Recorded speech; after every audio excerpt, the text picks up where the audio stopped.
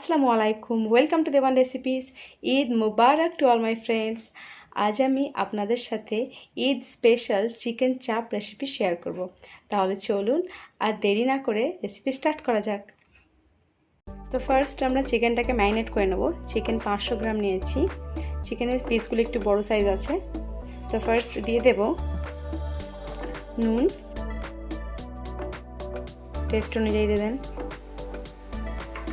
এবার দেব আদা রসুনের পেস্ট। এবার দেব দই।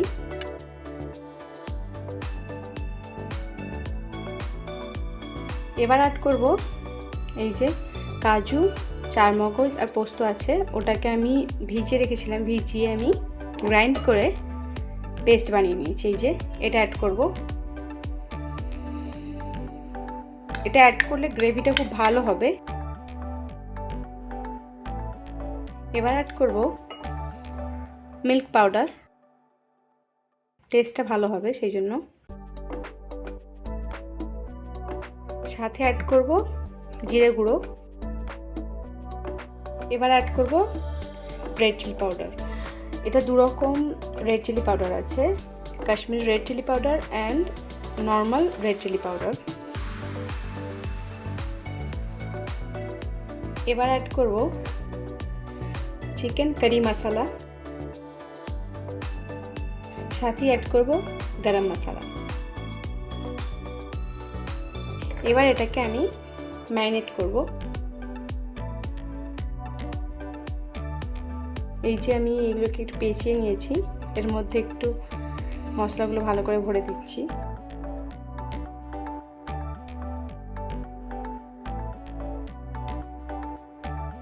তো এই যে দেখুন আমার ম্যারিনেট করা এটা হয়ে গেছে। তো এটাকে আপনি 20 থেকে 25 মিনিট বা আধ ঘন্টাও রাখতে পারেন ম্যারিনেট করে, যাতে মশলার ফ্লেভারগুলো চিকেনের মধ্যে ভালোভাবে যায়, তবেই কিন্তু টেস্টটা ভালো হবে। তো এবার চলুন এটাকে আমি রেস্টে রাখি। তো ওইদিকে চিকেনটা আমার ম্যারিনেট হতে থাক, ততক্ষণ আমি প্যান বসিয়ে দিয়েছি। পেঁয়াজটাকে ব্রাউন করে নেব। দিয়ে দিলাম তেল। তো তেল গরম হয়ে এসেছে, আমি এই যে গোটা গরম মশলা আমি দিয়ে দেব এলাচ দুটো লবঙ্গ, একটা দারুচিনি, দুটো তেজপাতা আর দুটো শুকনো লঙ্কা।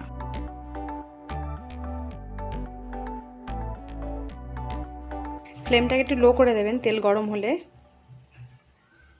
কারণ আমি এই যে দেবো এবার পেঁয়াজের পেস্ট, না হলে কিন্তু এটা ছিটকাবে। তো এবার অ্যাড করব পেঁয়াজ বাটা।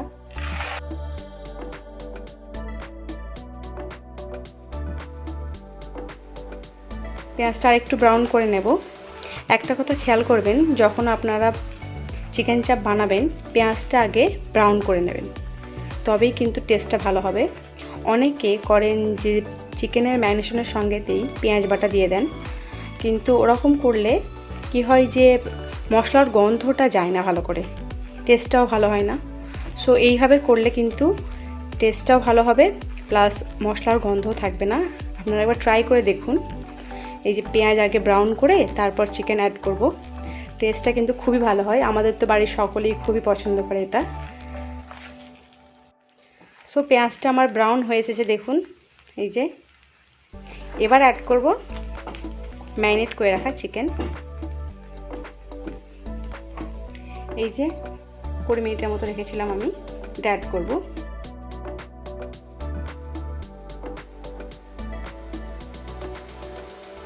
এবার একটু নেড়ে দেব। ফ্লেমটাকে লো করে দিলাম।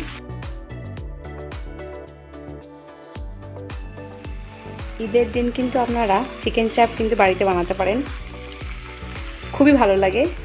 একটু নিত্য নতুন আইটেম হলে বেশ ভালো লাগে। চিকেনটা একটু নেড়েচেড়ে নিচ্ছি, তারপর একটু জল অ্যাড করবার মধ্যে। কোনো ঝামেলাকর রেসিপি না এটা, বাড়িতে ইনগ্রিডিয়েন্টসগুলো অ্যাভেলেবেল থাকলে আপনারা ইজিলি বানাতে পারবেন। সো একটু ভালো করে কষিয়ে নিয়েছি আমি। এই যে এখন তেল ছেড়ে দিয়েছে, এবার জল অ্যাড করব।